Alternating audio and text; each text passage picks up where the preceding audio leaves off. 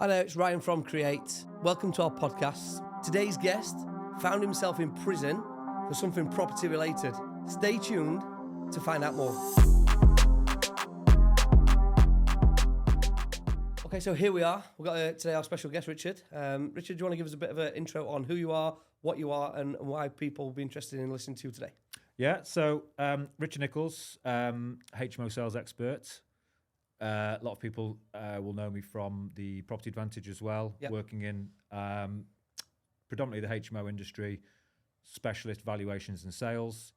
I've been a qualified sales agent for, I was trying to work it out because I can remember the year that Rightmove came out, because that was 2001, I think. It was, yeah. Yeah. So, specialist in that side. And then over the last, I'd say, decade, focusing primarily on the investment side. Yeah. I've done things like property sourcing, direct sales, landlord sales, portfolio sales, and most recently, the last 5 or 6 years, very much specialist on HMO valuations for sales purposes and specialising in selling HMOs because no one else does it. And that's how we met, really. Yeah, Which exactly. is great. Yeah. So, obviously, from a construction background, a lot of our viewers will be interested more in the construction side of things. Yeah. So, give us a little bit of a insight on why it's important, even from a construction point of view, from your perspective, why it's good to have a bit of an understanding and maybe have these like-wide connections, especially when it comes to being an expert in valuations. Well, what I'll do, and I'm very happy to use this platform to kind of talk about the issues that I've faced in the building industry. Perfect. Because by now, if my name's on the advertisement, people might see what's happened to me. And I think now my chance to talk about the struggles that I had within the building industry. I went in extremely naive and gung-ho, typical entrepreneur, kind of foot down, thinking that I could make my fame and fortune in building and doing renovations. And literally the exact opposite happened. So I can run through that chronologically because I think from my side, I'd done a few, a couple of renovation projects. I'd worked with builders. I'd actually done a couple of home extensions and things like that and what have you. So I'd worked with builders quite a lot during my 20s, but it was all local.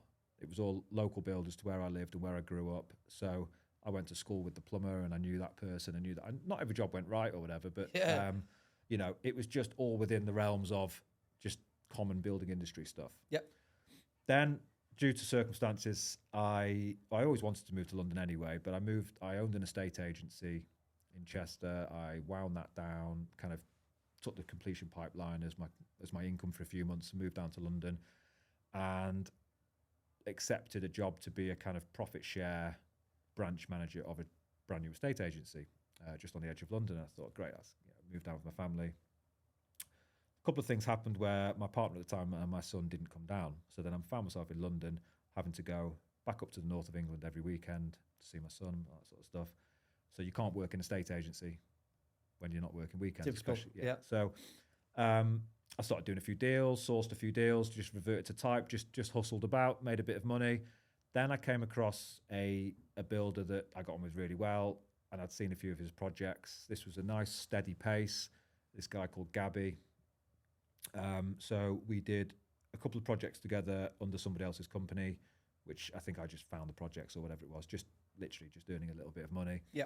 And then we did a project together. Okay. And I opened up a website. I didn't even have a limited company, if I'm honest. Gabby, it was invoicing through Gabby. Yeah. And then found this job, went well. Next thing, we'd booked in about 3 home extensions and renovations. Right. And Gabby went back to Romania. Oh, no. Yeah, because his wife was pregnant and maternity leave apparently is better in Romania. There's a few issues, so she went back to Romania to have the baby. Stupid me carried on with these jobs because I needed an income. I couldn't see what could go wrong because my previous experience with builders, same troubles everyone else has had, but ultimately you find a way, and I thought there was decent profit in it, and I thought, 20% margin on each of these jobs. But in particular, the first job, which I'm really regretful of, is it was a 150 grand job, big job. Okay, and straight deep end. Yeah, and I will do similar things at this point to a lot of people listening. Where'd you go? Rated People. So I went on to Rated People. Okay. The reason why I got in hot water with this eventually is because at this point I'm still telling the client that I'm a competent builder, Yeah. because they're still expecting Gabby to start on the job. Gabby doesn't go. I'm not letting the client know that I don't know any other builder in London. Yeah. I'm just thinking, well, there's hundreds of builders in London. There's another company that can come in and do this on a price for the same standard that Gabby would have been able to do it. Yeah. Yeah. And I can just start working with them. What can go wrong? What can go wrong? Yeah. So went on Rated People, found a builder, all these 5-star reviews. He turned up in the evening. I'm the best builder in London, blah, de blah. And what you realise, if you think it's tough in any other area, it's times 20. As soon as you go down to London, it's like dog eat dog. It really is. And I'm quite soft and trusting, and that led into, robbing Peter to pay Paul and making mistakes and ultimately being dishonest with where my experience lay and being dishonest with where cash flow was going ultimately at the end of it. So this first job, I remember the guy that did the project, his name was Graham, completely cocked up the job. So I could have admitted defeat at that point. You're talking a 20 grand, probably black hole, the budget, the job that wasn't finished, maybe say 20 grand needed to finish that job. I thought, okay, well, I'll do the next job, find another builder, because that next job will then give me the 20 grand to help the job that's just gone wrong. I'm with you. Yeah. My only skill was the marketing, the lead generation, seeing the clients in the evening, booking the work in. There was a pricing software that was really accurate. So all the pricing was coming out accurate, it was sort of, and obviously I was relying on, so then yet again, Rated People, another builder. These guys were on this next one was a pair of builders called Jamie and John. All right. These guys turned up. See where this is going. Yeah, and messed up the job. I think they actually were booked in on 2 at the same time. Okay. 2 jobs messed up. Now I'm in facing, and I just, because of the circumstances I was in at the time, with a custody battle and naivety and stupidity, and just my natural instincts were kicking in. Yeah. I just thought more jobs will make this better. And then over an 18-month period, I cocked up over a dozen jobs. I can't remember the exact number. I think maybe 11 or 12 or something like that. But essentially, this became a pattern that I couldn't get myself out of. Yeah. I was robbing Peter to pay Paul, and promising each previous client, I will make this right, I'll get the money. But all I was doing was compounding my problem. Yeah. What I learned one of the biggest lessons I learned in the building industry is you have to be prepared to wait for a decent builder. Yeah. So if you're the homeowner and you're trying to book in residential extensions, you want to get an extension done, work with a company that can take you through planning, do the drawings and do the whole thing, because then you'll be slotted into their diary in 18 months' time or a year's time, and you'll get a sensible build team that are booked up because they're a decent local builder. Yeah. The mistakes that were being made in London, number one, the clients were coming to me because I could start tomorrow.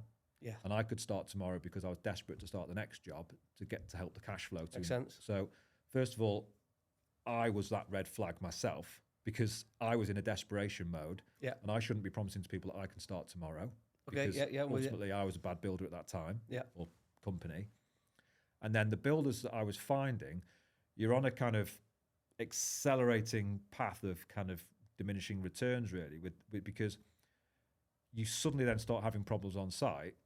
So you can't even wait for a builder to start next week at this point. So you can't even wait for the plumber who is in the middle, where he says, "Oh, I've got a couple of weeks, mate, and then I can get with you." Yeah. Because the very best plumbers in London are booked up for the whole year. Yeah. 12 months minimum. So, and obviously bricklayers, all these sort of subcontractors. But because I've just had one bricklayer disappear off site, I need a bricklayer tomorrow. So that bricklayer, I'm then rebooking in the very worst bricklayer in the area, because why would he be available tomorrow in London? Yeah. So, or they say, yeah, I can start tomorrow. I'll sack off the job I'm on, but it'll be twice as much money. Twice as much, yeah. So I just put the foot down on the accelerator and just drove off a cliff 100 miles an hour. And you don't realise until after it, I went round to one of the clients' houses and they said that they'd spoken to Trading Standards. Okay. And then I basically emailed trading standards and says, look, I believe that there's been somebody speak to you. I said, look, I need to come in and have a conversation, because at this point, once you step off the, the merry-go-round, if you like, you've left a load of mess, Yeah. and you can't put it right, and the game's up. You're not going to get this money to make these clients happy, so you've completely cocked up. So I went to trading standards, volunteered myself, explained the situation, and then it wasn't for about another 18 months or so that I essentially kept in touch with the clients privately, and as you know, the next 5 years, 6 years, I built a good business. I saved up money for compensation, and I was really present and available and things like that. But after about 18 months of kind of resetting myself back up in the industry that I'm good at, by the way, I completely avoided anything to do with the building industry ever since. This was late 2017. I got a letter from Trading Standards asking me to come down for a formal interview under caution. So I went down to London, went into the office in the Trading Standards, and they turned around and they had boxes of evidence. Wow. And it was called like Operation something or other. And my heart just sank, and I was like, wow, this is, and there was the head of Trading Standards for this particular, and there was somebody auditing it, and I was like, I had no idea the concept, because when you're in the thick of it, it takes a couple of years of context to stand and go, that's quite a big thing I was involved in, because these are big projects.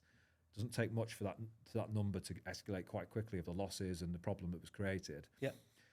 And they started reading through the statements and reading through the factual elements of this case. And I never made a penny out of this, in terms of, there was no fast cars or holidays. Yeah. Like, it was just a battered old L200 and every penny going to the wrong builders. Yeah, it was just a money pit.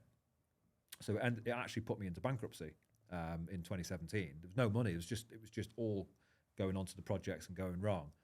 But when they sit you down and they go through the statements and say, well, we've got a client that says that, I was telling you this before, that that this stage payment for those windows, or this invoice for those windows, but we know you didn't buy those windows, did you? You gave that money to Brian the builder that was on a completely different job. That's dishonest. And when you're running a building company where things are going completely fine, if you're not ring fencing each job and you've just got muddled cash flow, so long as everything goes well, no one knows about it. Never going to be brought up. But when it gets brought up in black and white and you get presented with it in an investigation style situation, so I admitted everything. I said, I was responsible, and I am putting everything right. I'm putting things in place to try and resolve this and put it right, sort of thing. But still, at that point, I didn't realise the gravity of it. And then you start to learn about actually what it took to put these jobs right after you've left the job, because obviously the clients, they say they're going to find another contractor. For example, this first job, Graham, this guy that was the very first builder, he built the extension in the wrong place. Oh. So I left thinking I owe this lady 20 grand. Yeah. This was an 80 grand in the end, and I didn't find out about that value until a year and a half later. Like the mess that was created, and it was all under my name. It was all my responsibility. So you imagine, and what time gives you as well.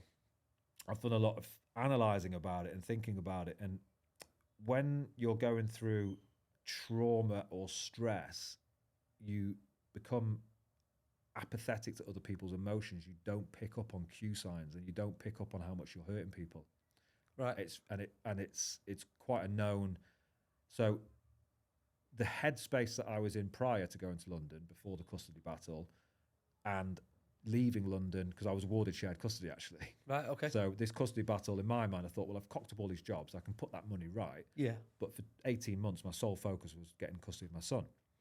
And I was awarded shared custody. We moved to the north of England and had shared custody ever since, up until last year. Yeah, yeah. And once you're out of that stress and you're out of a stressful situation, and I was in the property advantage and doing well, and everything had clicked back into place, then you get this massive guilt, because you're not in the messed up headspace of cocking these jobs up, where you're not picking up on the emotions of the clients at the time, and you're not spotting, because you're in the woods and you're making the mistakes at that time. You need sort of the context to appreciate what the clients went through. And I've processed all of that because it was years ago, but that going through that process was quite upsetting. Yeah, and, yeah. You know, and you obviously balance that by doing right everywhere else, and going back to the person that you were prior to that and afterwards, and saving up compensation. It was rewarding for me, transferring money to my solicitor's client account, Yeah, you yeah. know, and things like that, because I felt that doing the right thing helped overcome the guilt, because the guilt that was created. So, like in summary, you've started off in best intentions. Obviously, you've got a build team in place. Yeah. I mean, that was probably one of the first vetting criteria that maybe should have been a bit more time spent on. Like you said, with build teams, making sure you're connected. But these things happen. You know, if he's got to go back home, these things happen, right? Then you need a bit of a plan B. But by the sounds of it, you start off with best intentions. Things have happened. It's snowballed because you tried to carry on with best intentions. You got in a bit too deep, and all then of a you sudden, start, and then you that's do when the problems start, start coming. and then you do start lying. Yeah, okay. And you know, and I will hold my hands up completely. I was in it, right in the middle of it, and you do lie, and you do paint over the cracks, and you do present a picture to clients that the reality in the background is that you're just about to go out of business at any given moment, and you're basically keeping your fingers crossed. And since this has become public, because it was public in the sense that a lot of my property clients know this story for the last 5 years. It's not something that I've ever been a secret. I'm totally not ashamed of what happened. Yeah. Because I'm just the idiot that fell into that trap basically, and didn't spot the signs. But you know, you do end up becoming a person that you don't want to be through it. Yeah. And then I think you kid yourself. And I've had a lot of clients that have, or not property friends, come to me over the last sort of 3-4 months saying that they're a hairbreadth away from just going bump. But if you see what their social media presence is, or if you see what, you know, that they're still taking on jobs, they're still booking in work, and you realise how close so many people are to that precipice. I went beyond it, and I committed fraud by going beyond it, basically. Unknowingly. So unknowingly, I knew that I was saving up compensation. Yeah. When it became a criminal investigation, and then after the investigation they decided to charge, I, at that point, got a solicitor involved. I said to the solicitor, because I didn't take any money, then I'm not going to plead guilty to fraud, because that's quite a big, but what I am very happy to do is accept responsibility and pay back. And my solicitor said to me, it's also fraud if it's fraud if someone loses out, not if you've gained.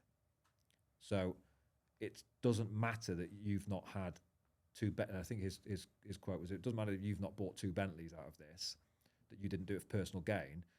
To the client's perspective, it's still exactly the same situation. So I had that conversation. I remember I sat in my car outside my house having the first call with a solicitor, and he essentially said, you have committed fraud. And I said, well, from that moment on, I accepted the charge. And the charge, fraud by false misrepresentation. There are a few little, not reading the rights to cancel on a contract and things, there were a few little bolt-ons, but essentially I misrepresented myself, and by doing that committed fraud. I committed fraud by lying about where the cash flow was going, by not fulfilling projects, and no matter how much good you do post that and how much acceptance you do of that, the ultimate result that happened with me was a prison sentence. Yeah. You know what's absolutely bonkers about this whole scenario, and to be fair to you, full credit to you, because you've been through it, you've come out the other side, and you know exactly what happened, as what went wrong, and obviously what to then prevent. But what's bonkers about it is you're not the only one that's gone through this scenario. There's others going through it right now, and they are completely hiding. Smoke and mirrors. You look on social media, and it says one thing. Yeah. And it's nothing compared to the reality of what they're going through. Yeah. You know, and we see this, you know, we see it all the time. We was involved in a project. I'll not say which project because it's quite an obvious one. Yeah. But a very similar scenario. There was a project manager installed on that project. He was hired to do a job. He then started an element of works. Didn't have a clue what he was doing. Not from a construction background. I think he was from a car background. Oh, right. You know, selling cars on the forecourts. But went into it as project manager, and I say project manager because it's not just something you can fall into, as we all know. Yeah. But he did. You know, he was hired.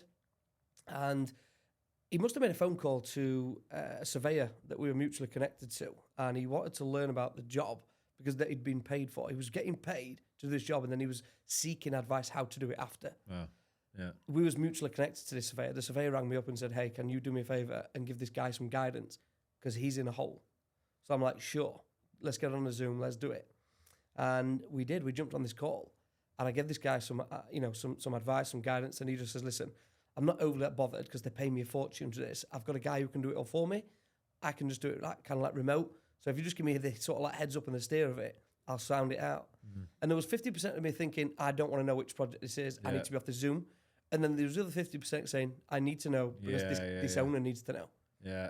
I don't go too much into it because it is a known project. But long story short, that said project manager had to be removed from the project. Yeah. You know, he wasn't a project manager. Yeah. It sunk that much money into it. It had gone west. You know, the job had to be turned around at that point. Yeah. But fortunately, that client avoided, you know, a bit of a, you know, a lesson to say a few. But fair play to you because you've acted with good intentions.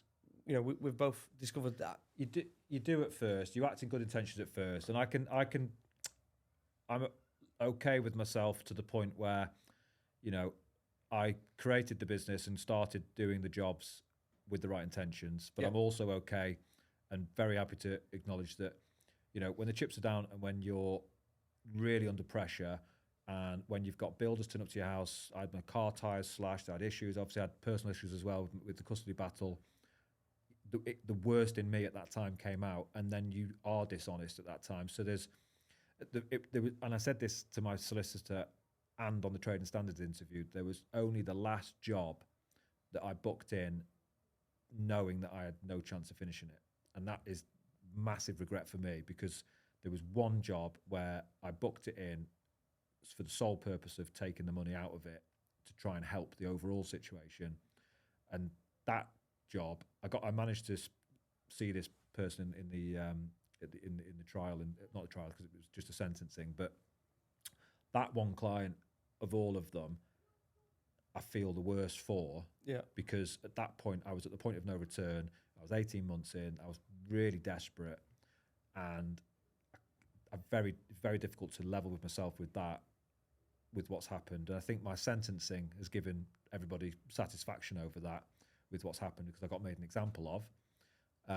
But I'm totally happy to accept that good intentions can last so far, but you can't rinse and repeat the same thing. Even though, let's say across 10 jobs, there might have been 15 different builders. Yeah. You know, it wasn't like me with one build team going along on a pattern, cocking jobs up. But ultimately, I was a single point of failure. And you can only get away with it so long saying, oh, I was innocent, I was inexperienced, because ultimately, if there's a pattern being created, then even just on a business level, I can spot that pattern and step off at any time and damage the limitation because I brought too many people into that merry-go-round that didn't need to be brought into it. But you're right, you hold your hands up and there's no other, I would rather have been made an example of, and I got sent to prison, I got sentenced to 3 years, I did a year in prison, and then I got early release on this thing called home detention curfew. I lost my business, I lost custody of my son, so I don't see my son at the moment, apart from here and there, I'm just starting the court process with that. I've lost all of my sort of sales pipeline, all my income, everything like that. And financially, you know, all my bank accounts have been frozen.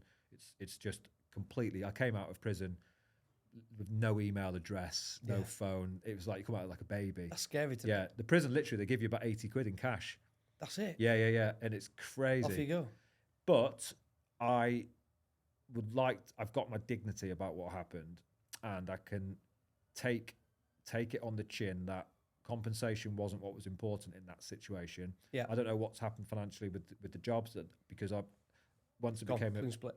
Yeah, well, once it became a criminal investigation, communication stopped between clients. I was just saving money up. That got ordered to be transferred back to my account, and then it got frozen. So the capital I'd saved up for compensations just basically sat there frozen now. Okay. It'll be confiscated in the summer, and then I don't know, divvied out or whatever. Yeah. But it was more important for the trading standards, and I think they must have spoken to the clients, and me going to prison and losing everything was what was needed to address that karma and to put it right. And you put yourself out there, you make mistakes, you have to put up with the punishment that comes from it, sort of thing. So I got dealt a massive spoonful of humble pie, and I think the fact that I was already accepting it, already compensating, already knowing that all my available capital was going to go into compensation, I didn't expect I'd lose my business out of it and things like that, and lose custody of my son.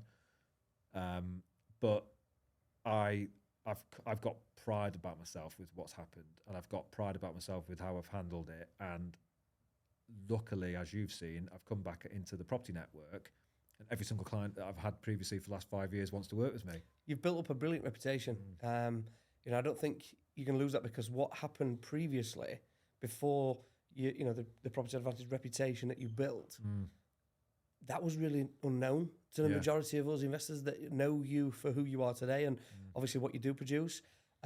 Question: did you ever feel that your life was at risk with all the threats that you were getting with the slash ties and whatnot? No, there was not my fully transparent. There was a few times where I could have took my own life, and there were a few occasions. I remember twice driving off, absolutely in a mess because of it.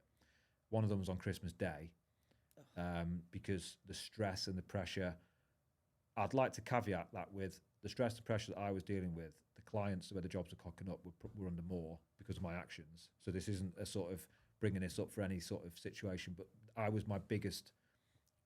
I was the biggest threat to me at that time was myself, with how I was dealing with stress and pressure, because if I had an issue on site now, so with the property advantage and with the businesses prior, if I had an issue, I had 5 years building a business with the property advantage through COVID, I had business partners leave, I had staff, everything you have with a business. All of these problems were probably equal to the building projects difficulties, but if I was a builder, I could have handled them just how I handled the property advantage. So you see a business that's just grown and gone well, but behind the scenes, I deal, as we all do in our businesses. But the issue at that time when I was in London, if there was a sniff of an issue on the job, I would hide, because I couldn't cope facing problems. Because I had enough in my own head. I was the biggest threat to my own safety at that time was myself, and a switch just clicked when I got shared custody. Right. And then fast forward 5 years later, I obviously got punished so much later. Then the first 6 to 8 weeks of being in prison, if someone had given me a rope, there would have been a decision to be made at that point, because the press went big, because high profile trading standards wanted it to be a high profile case, because all of a sudden they had a builder that was admitting everything, who was there to be shot at. So the press went in and exaggerated a lot of the stories and turned it into a gambling case, where it was all of a sudden, if you read the paper, I've stolen £1 million and gambled it away in Las Vegas. That's basically what the papers say. If someone steals £1 million and gambles it in Vegas, they're in jail for 10 years. Easy. It's like, but you just suddenly hit with all these newspaper articles. You think your reputation's gone forever. You're losing your business. You're losing your son. You're missing your family. So that big initial period, plus when you go to a remand prison, they are so energetically up and down and volatile, because everyone's just been sentenced. So everyone's just dealing with the trauma, and people are, there's very, very turbulent, and just gradually, won't go into the full sort of sentence, because that'll be a separate, I'm happy to on a separate episode, but you just have to put your pants on and just get on with it and accept that that's what the situation is. So then month 4, month 5, month 6, by the time I'd left prison, I've done several new qualifications. I've trained in several new things. I ended up actually having a classroom of students, teaching them about property investment in prison. Wow. They let me have my own classroom. I shouldn't really be telling you this, because I'm trying to keep this for the book, but we can take that out. But I I did a teacher training qualification. I've done customer service. Believe it or not, I've done a level 3 bookkeeping qualification. Wow. I've designed a education course for prisoners about property investment. No way. Yeah, and obviously I've spent 6 months designing the business plan of the business that I'm launching now. So there's a company that's going to be taking over my business plan, and I'm going to be employed as the business development manager for that company. Fantastic. Yeah. So you have to make a positive out of a negative situation. Yeah. And I mean, to be fair, you've come out and you were very humble. You know, we saw that. It was a difficult time for a lot of people who know you for who you are, because it was a case of, this doesn't seem like the guy that we know. Yeah. You know, and for those that knew you, stuck by what was going to be, and we'll pick up when you're back. Those who, form opinions, I can't speak for those, but you're going to kind of get one or the other. There's going to be some in the middle, a bit like... Yeah, there's been a few that have messaged and said, do you know what? I was one that would join the pile on, but actually, since you've come out, I wouldn't say change their opinion, because everyone said to me, you did a shit thing and you deserve to be punished. That is the message overriding everything I'm doing going forward. But ultimately, what I find quite interesting is there's 2 people recently who have made a few comments online, and on both of their profiles it says that they believe in social impact investing and helping the community, because obviously they've jumped on the supported living bandwagon. Yeah. And one of them works with a CIC called Second Chance CIC, and they put them into their properties, and they're an ethical investor, and they're all about. Okay, yeah. And they were having a little bit of a dig on social media that how dare I come back out and do my day job, and I'm thinking, I thought you were bit of a contradiction. Yeah, there. exactly. And I just there are some people that didn't know me and read the papers and they've made their mind up. Totally entitled to that opinion. You can't please everyone. I think there's a middle band of people where, as somebody mentioned to me a couple of months ago, I think it was Rod Turner on the Rodcast. He said, would you trust Richard to build your extension? No. Yeah. But would you trust Richard to value and sell your HMO? Then yeah. Yeah. And I think that's just the general consensus. And I've learned not to, for 6 years, 7 years now, not to go anywhere near a building project. I don't, my personality, I don't suit, builders see me coming, I'm too soft. So I combine being too sloppy and too soft on that side. Okay. Because I'm not an attention to details man. I'm I wouldn't say salesman, but I'm more of a sort of lead generator, content creator. So that's where my skill set lies, which perfectly suits the business I'm in. Plus I'm trained and qualified in that business. Yeah.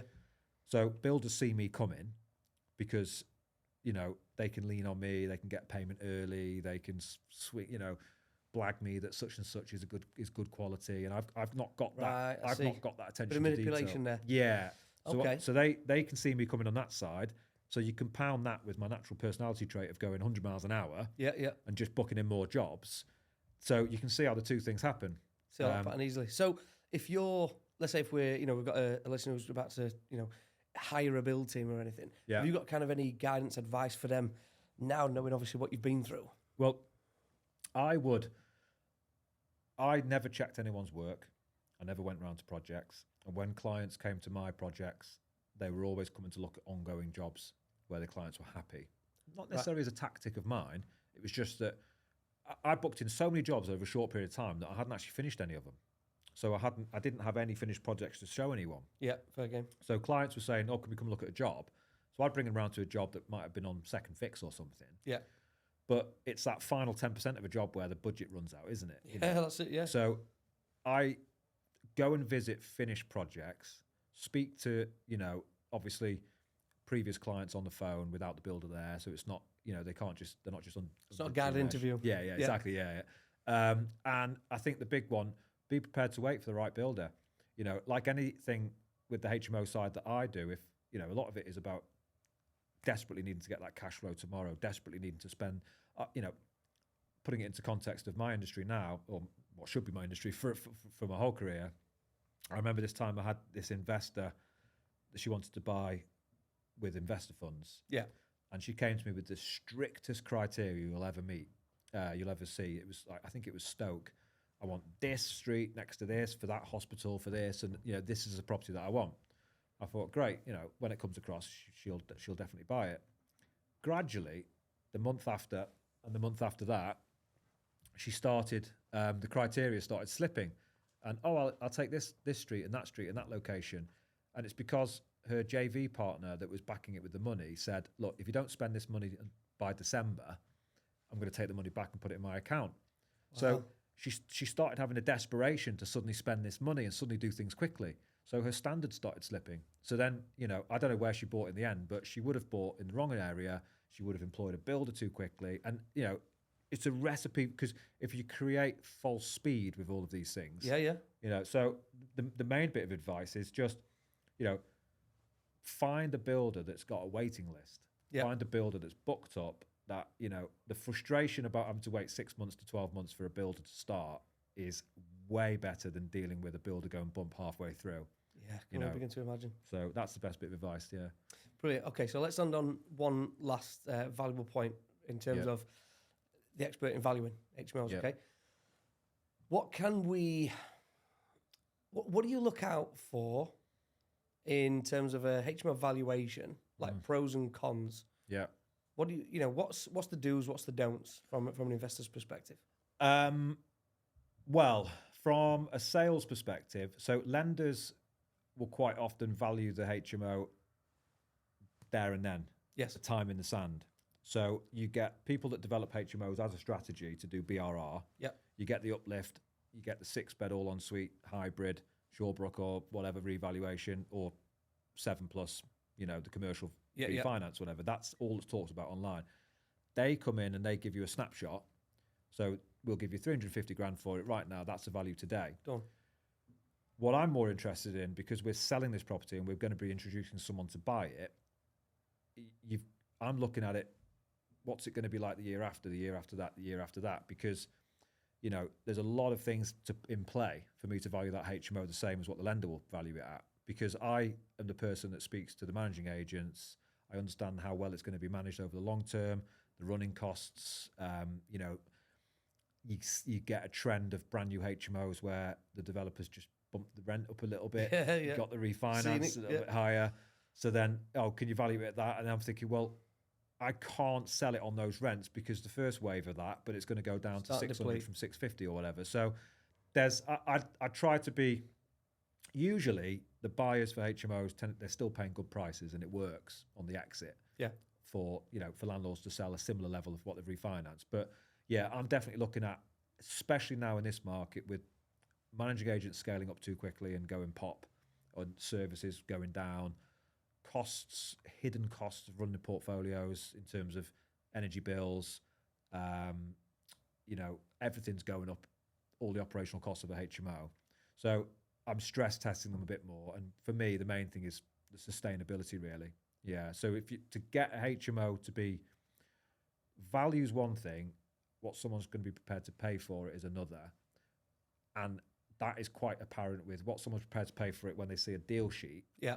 To actually 2 months later, when they've got to know that property before they've purchased it, and they actually start to see the void periods or the little issues. So so what I'm quite big on is doing a bit of education on that to landlords, to sort of, there are things that you can do to prepare for all sale. Yeah. And if you're constantly keeping your HMO at sale preparation level, if you like, it's only going to suit your portfolio better anyway. Definitely. But the values increase, and then crucially the saleabilities increase because of it.